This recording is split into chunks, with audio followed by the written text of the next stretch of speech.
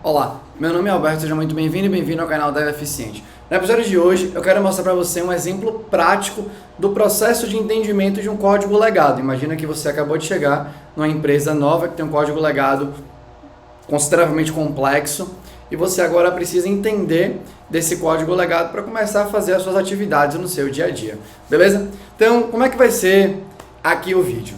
Eu fiz uma combinação de mundo acadêmico com o mundo real, campo de jogo, sei lá, mundo prático, qualquer palavra que você queira achar aí. Eu encontrei um artigo científico, não sei se ele é muito famoso, eu quero ignorante em relação a ele, enfim, que tem mais de 1000 citações formando uma ideia, né, uma teoria sobre como você pode fazer um approach para entender um código legado. Inclusive, esse artigo tem mais citação, por exemplo, do que o livro Trabalhando com Código Legado de Michael Feathers, que é como se fosse pro mercado em si, né? Um livro que funciona como uma referência forte, com um monte de coisa lá. Obviamente que o livro tem bem mais coisa que o artigo, no sentido que ele tenta dar múltiplos exemplos de como que você pode lidar com a parada em si. Mas eu achei esse artigo, o título desse artigo é Towards a Theory of the Comprehension of Computer Programs. É um artigo antigaço, né? Um texto antigaço de 1983, então a gente está falando aí, né, de 17 mais 24, eu estou gravando aqui em 24, 41 anos aí que o texto foi escrito, mas assim, é mais um daqueles artigos que são completamente atemporais, porque as dificuldades que as pessoas passam para entender programas de computador, que basicamente são sistemas que a gente trabalha, né, usa e tudo mais, me parece que são os mesmos. Então, lá nesse artigo, ele cita que você tem, né, um processo que você pode fazer, que é aplicável à maioria dos tipos de análise que você precisa fazer para entender a maioria dos tipos de tarefas que são executadas no programa de computador, beleza? Então ele define um processo básico ali e as variáveis que teoricamente influenciam nesse processo. Eu peguei o que ele falou ali, né, da teoria e falei, beleza, eu vou aplicar a teoria do jeito que ele está falando no artigo, numa situação de verdade. Baixei o código, eu uso bastante o Spring como framework no mundo Java, eu falei, eu quero agora, imagine que eu cheguei aqui agora, eu quero entender como é que funciona o processo de resolução do Spring quando chega uma rota e ele tem que invocar um método de um controller que eu mapeei. Beleza? Então, só para mostrar aqui, né? Então são várias coisas que eu preciso que você fique atento aí. Mas é para mostrar aqui o código, deixa eu ver aqui, ó. Calma aí, ai meu Deus. Só um segundinho aqui. É esse aqui, né? Beleza. Então, falando em código, basicamente eu quero entender como que, uma vez que chegou um endereço, ele vai chamar esse método cria aqui. Ele vai chamar esse método cria, beleza? E o que é que tem lá na teoria, né? Só para falar aqui rapidinho. Eu vou deixar o link pro artigo, obviamente, beleza? Caso você queira olhar aí e tal. Mas lá na teoria, ele fala assim, a primeira, o autor, por sinal, eu fui achar o LinkedIn do autor porque eu achei o artigo muito legal, achei bem antigo, tem menos pegada de artigo científico e mais pegada de texto escrito por uma pessoa que era cientista, né? Você tem essa divisão forte nas publicações aí acadêmicas de computação, eu não sei exatamente quando começou, mas você pega muito artigo hoje em dia, né? É muito forte a parte de método, de como a parada foi feita, de como lá, mais antigamente, na época de Parnas e de Barbara Liskov e tudo mais, era muito, essas pessoas tinham ideias muito legais e elas descreviam isso com uma formalidade interessante, que aí e a coisa foi acontecendo, né? O conhecimento foi sendo empilhado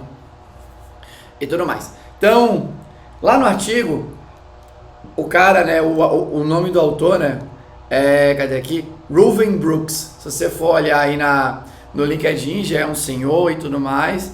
Ele é um consultor hoje em dia e tal. Eu acho que é um senhor. Beleza? Então, basicamente ele descreve que todo o processo de entendimento de código começa da definição de uma hipótese primária.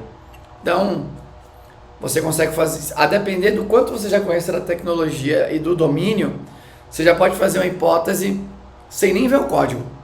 Então imagina que você chegou numa empresa que trabalha numa health tech do mundo de plano de saúde e você, sei lá, você vai começar a entender o código e você fala assim, eu sei como funciona a parte de identificação, de análise, se o pedido para o plano vai ser aprovado ou não.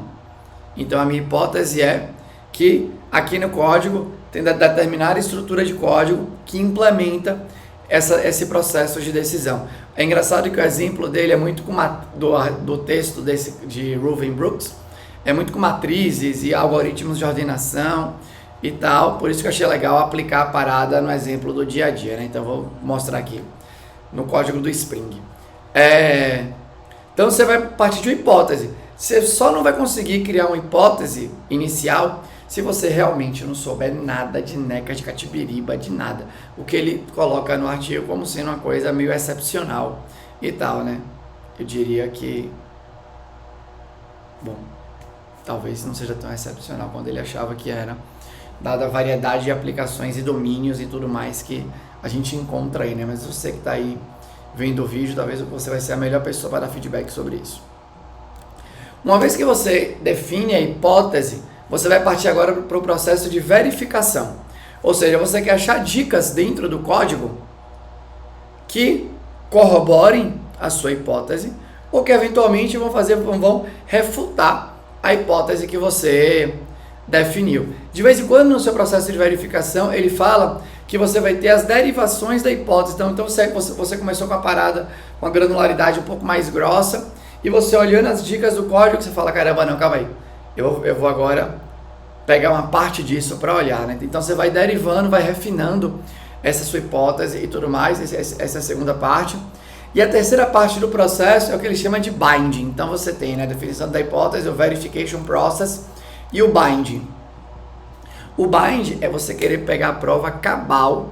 Você fala assim, pô, verifiquei, tem várias dicas aqui, né? Tô encontrando aqui umas paradas que me dizem que esse é o caminho e tudo mais. O binding é quando você fala assim, tá bom, eu agora quero evidenciar aqui nesse código, que o que eu achei, a minha hipótese, de fato é essa parada, porque eu já identifiquei as dicas. E aí ele fala assim, que você fazer esse processo, essa parte do bind, enfim, né, mostrar a prova final mesmo, é você falar assim, na linha X, a variável Y guarda esses valores que são responsáveis por fazer aquilo. Então isso é você, de fato, encontrar aí, né, a prova. E aí você tem 3 variáveis que influenciam aí na sua habilidade em entender um código legado. E eu acho muito legal porque são variáveis que eu particularmente acredito bastante, né? Aqui a gente trabalha isso, por exemplo, dentro da jornada da Eficiente, fala bastante sobre isso e tal. Então a primeira coisa é você tem que ser, quanto mais especializado na tecnologia você é, provavelmente você vai ter mais facilidade em navegar naquela base de código, formulando hipóteses e tudo mais. Primeira coisa. Segunda coisa, conhecimento sobre o domínio, sobre o problema. Então ele fala, o autor, né, fala, imagina que você chega num lugar que você não sabe nada do problema, você vai ter mais dificuldade em formular hipóteses que te ajudem ali, né, que te direcionem de maneira interessante no seu processo de entendimento. Então, buscar entender sobre o domínio, sobre o problema que aquele software ataca, né, ele se entende como solução para aquele problema. Quanto mais você entender daquilo, provavelmente mais fácil vai ser de você entender o código legado ali, né? E de novo aqui eu até atrasei falar sobre isso, legado no sentido de código que tem um legado de conhecimento ali que foi embora. As pessoas que codaram aquilo foram embora e você agora é a pessoa, né? Você depois de não sei quantas pessoas que já passaram entre a origem e você agora chegou aí, né? Ou tá trabalhando nisso agora e tal. E aí a terceira variável são as estratégias de compreensão. Então ele fala, pô, pessoas diferentes podem ter estratégias de compreensão diferentes e alguma estratégia pode ser melhor do que a outra. Então, sei lá, imagina que vou dar uma possibilidade de estratégia. Se é uma aplicação web, você pode querer olhar para os seus testes de API ou direto nos controllers da sua aplicação, né, com Spring, tanto faz o framework aí, e você quer, a partir dali, vai entrando no fluxo de execução, porque você sabe que o começo está na requisição que chega no endpoint. Esse é um jeito. Um outro processo, você sobe a aplicação, acessa o endpoint, mete um breakpoint ali dentro do seu endpoint, e aí você começa a entrando nos detalhezinhos e vai vendo a parada e tudo mais. Então enfim, você pode começar querendo olhar os testes de unidade por algum motivo ali, né, que você quer buscar teste de unidade que falem com a hipótese que você ali levantou e tal, enfim. E aí agora eu vou te mostrar a aplicação dessa teoria dentro do código do Spring e tudo mais, beleza? Então vamos lá, deixa eu mostrar aqui para você, eu separei aqui no navegador, né, eu fiz um documentinho para mostrar a minha implementação da hipótese ali. Então deixa eu só mostrar aqui para você, né, contar um pouquinho para você, contar aqui. Então qual que é a minha hipótese aqui, né, para olhar o código do Spring? Quando chega uma request, ele analisa uma espécie de mapa para identificar qual método deve ser chamado para realizar aquela operação. Essa era a minha hipótese inicial ali. Então, quando eu olho aqui, né, para o processo de verificação, né, que é meio que achar essas dicas que verifica se você está indo para o lugar certo, a principal dica aqui que eu encontrei foi que ele usa tem uma interface dentro do Spring que chama Handler Mapping. Então essa Handler Mapping foi o meu ponto mais próximo aqui que eu cheguei, que eu entendi que sim, ele usa uma espécie de mapa, mas não é tipo um mapa declarado, tem uma abstração dentro aí do Spring, que é esse Handler Map, que é uma interface, que aí tem algumas possibilidades de implementação, e aí eu precisaria dar um passo a mais para sacar da parada. Qual foi minhas estratégias para verificar? A primeira que eu comecei a olhar foi, deixa eu ver o teste. Deixa eu pensar aqui, né? Eu sei que o Spring tem o módulo do Spring MVC, não sei o que e tal. Deixa eu encontrar o teste. Aí eu achei lá um teste de unidade com a palavra handler, porque handler é lidar ali, né? Então eu já tinha esse conhecimento prévio da utilização dessa palavra, não só, acho que no mundo web ali em geral. Olhei lá e eu achei um teste lá. Que... Deixa eu ver se esse teste tá aqui que eu posso mostrar. Tá aqui, calma aí. Deixa eu só trazer pra cá. Eu tirei aqui. Mas enfim. Eu achei um teste que instanciava um Simple URL Handler Mapping ou algo do gênero. Eu falei, beleza, foi daqui que eu entendi que tinha essa Handler Mapping. Qual que era o problema do teste? O Spring é tudo muito modular. Tudo muito modular, muito. Todas as peças são trocáveis, porque é um framework que ele entende que tudo tem que ser ponto de extensão e por aí vai. Então, o teste que eu encontrei era muito distante da realidade e eu não consegui continuar navegando. Aí eu já sabia previamente que o Spring, né, tem uma servlet que é o Dispatcher Servlet. Aí eu falei, eu vou olhar esse Dispatcher Servlet, porque a parada tá ali dentro. Então, aqui, né, essa estratégia de compreensão veio do meu conhecimento prévio sobre a estrutura padrão aí do framework. Só que, de novo, o código é grandinho ali. Aí eu fui para o teste aqui, né, me deu essa dica do Simple URL Mapping Handler e tal. Aí eu fui para uma outra estratégia que foi, caramba, eu vou botar um breakpoint dentro do meu controller.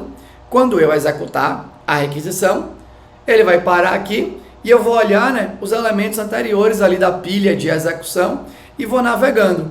E aí eu entrei, aí ele me mostra, né, o ponto exato da Dispatcher Servlet que faz a chamada que desemboca no método do meu controller, beleza?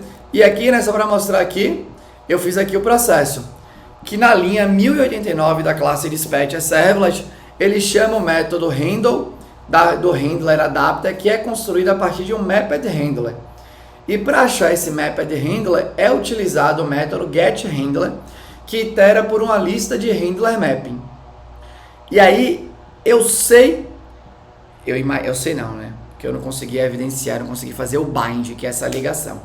Mas a minha hipótese aqui, né, que é uma hipótese derivada, aqui mesmo é que provavelmente existe o quê? Eu aqui poderia criar, né, a minha outra hipótese.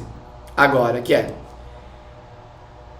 um handler mapping, uma hipótese é um handler mapping, uma instância de handler mapping, é criada aí, né, para cada controller que eu tenho com seus métodos, e um método de um controller tem um mapeamento entre rota e método. Então essa é uma hipótese. A outra hipótese é que é um handler mapping só, para todos os meus controllers. Eu não consegui refutar essa daí, que é um handler mapping só para todos os meus controllers. Ele até itera por vários handler mappings, mas não ficou nítido para mim que cada handler mapping é para um controller diferente e tudo mais. Talvez seja, beleza? Mas eu só tenho essas duas porque acho que existe uma possibilidade ali, né, de ser um handler mapping só. Talvez exista, é uma menos provável, mas talvez exista. Então, deixa eu mostrar aqui o código, um pouco disso, né? Então, aqui no código, ó, você tem essa linha aqui, ó, que é o HA, Handler Adapter. Então, se você um dia estiver se percebendo contra as cordas, com o nome da sua variável menos boa, uma variável com nome menos interessante do que poderia ser, e você já não souber mais como justificar, porque provavelmente não tem justificativa, você pode usar isso. Fala assim, se o Spring cria variáveis desse jeito, eu também posso criar. Beleza? Se você quiser, de alguma maneira, aí justificar e tal, né? De novo, não tem justificativa, mas aqui ele usa bastante. Ó. MV, HA, mas embaixo tem a Sync Manager, né? Então, para você ver que, não sei, é até uma análise curiosa aqui de se fazer, né? Fazendo um off-topic aqui do vídeo. Por que alguém chamou a Sync Manager, que é um nome legal, né? Que faz ali, né, a gestão das chamadas assíncronas. E depois tem MV e HA, parecendo que a pessoa pegou só as palavras, as letras iniciais da parada e tal. Aqui em cima você vê, né, que o HA é um Handler Adapter, que é construído a partir do handler, desse Mapped Handler. E aqui para cima a gente descobre que tem um Get Handler. Então ele tem aqui uma request e eu passo para o Get Handler.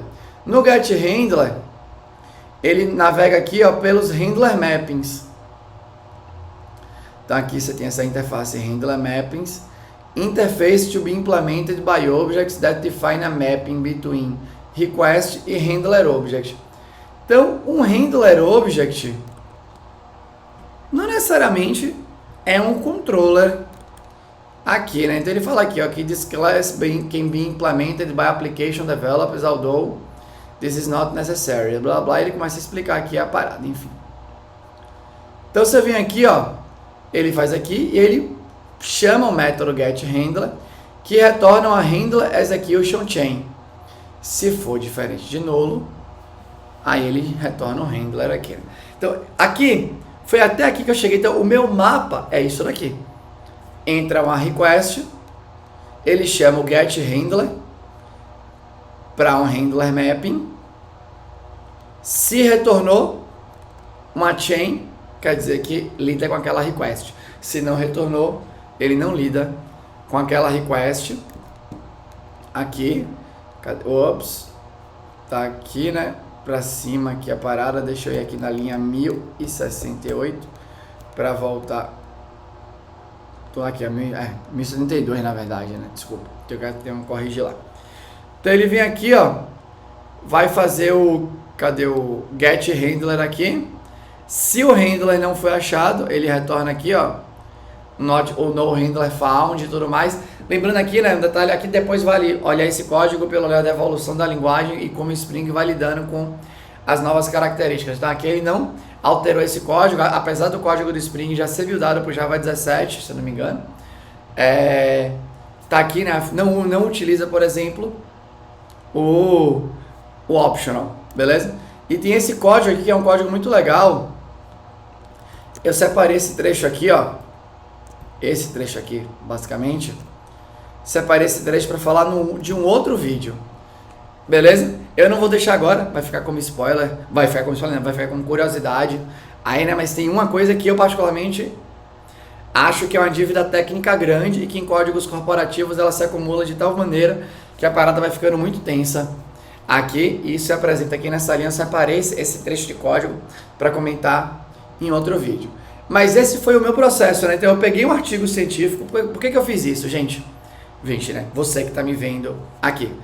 Eu peguei um artigo científico, porque eu acho que os artigos científicos são fontes muito legais para você buscar textos que são mais direto ao ponto, né? Então são 12 páginas do artigo que eu li, descrevendo um processo que o cara refletiu bastante, depois de analisar bastante, com uma teoria para você fazer approach no código legado, com variáveis que influenciam isso. Se você for olhar, talvez são coisas que você fala assim, acho que minha mente já me dizia que era isso. Talvez não, talvez sim aí. Mas você tem uma parada ali, né, que teve uma reflexão profunda sobre aquilo. Não foi baseado simplesmente na experiência da pessoa, né? Isso que é legal do texto científico. Independente se o método foi bom ou não foi bom, óbvio, pode ter falcatrua e tal, mas supondo que a parada é idônea, que você pode ter coisa que é honesta e é ruim, né? Mas mesmo que seja ruim, teve um método, teve uma reflexão mais profunda do que só, eu acho que é assim pela minha experiência que eu vi só na minha vida, pelos meus olhos e tudo mais. Ao mesmo tempo, a gente reclama bastante dessa distância entre o mundo acadêmico e a vida real. Mercado, indústria, né? Tem essas expressões. E eu aqui tentei trazer isso no vídeo. Eu peguei um texto que era acadêmico, científico, e peguei o que estava descrito lá e apliquei numa base de código que é usada no mundo inteiro. O mundo inteiro tem aplicação com Spring, das empresas mais legais do planeta que você gosta aí, tem aplicação, a maioria delas, né, tem aplicação com Java, utilizando Spring, das que você gosta até as que você não gosta. Beleza? Então acho que aqui foi uma união legal, aplicando uma teoria, uma parada que era de verdade ali, tá bom? Mas era isso, beleza, que eu queria mostrar pra você, né? Então, porque lidar com código legado é uma atividade padrão da nossa vida, né? A gente lida muito mais com código que outras pessoas escreveram do que código que a gente começa escrevendo do zero e tudo mais, né? Quase nunca nós estamos na posição de começar algo do zero, né? Fazer uma parada que é greenfield e tudo mais, que você vai criar o troço ali, beleza? Mas basicamente era isso que eu queria mostrar pra você aqui hoje. Antes de dar tchau, né, eu quero deixar aqui um recado que eu acho que é importante, que eu acho que conecta aqui com o vídeo, né?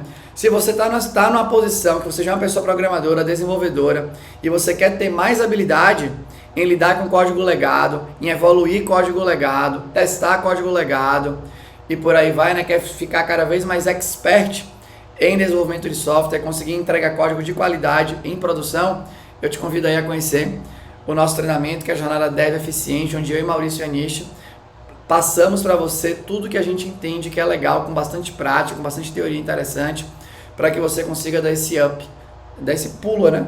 Pule, para que você consiga evoluir aí no seu nível como pessoa desenvolvedora de software. Então, o link tá aqui na descrição do episódio, fica aí para você ver. Beleza? E aí é isso. Se você gostou, deixa um comentário aqui. Se você não gostou e tem um comentário construtivo, interessante, deixa aqui também com educação. Eu vou ter o maior prazer em responder. Mas era isso.